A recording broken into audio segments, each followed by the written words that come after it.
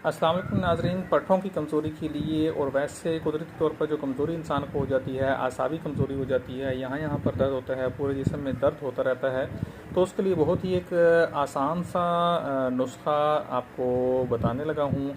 करना आपने ये है कि इंजीर के दाने जो हैं वो लेकर ऑलिव ऑयल में, जैतून के तेल में भिगो कर रख देने हैं। 2-3 दिन तक उनको आपने रखे रखना है।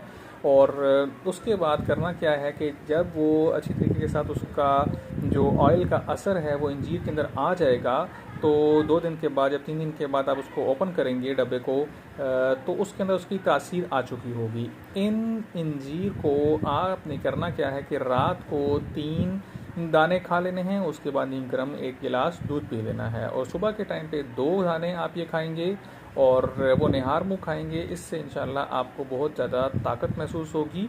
और मज़ीद इस तरह की वीडियोस के लिए मेरे चैनल को फॉलो करें, वीडियो को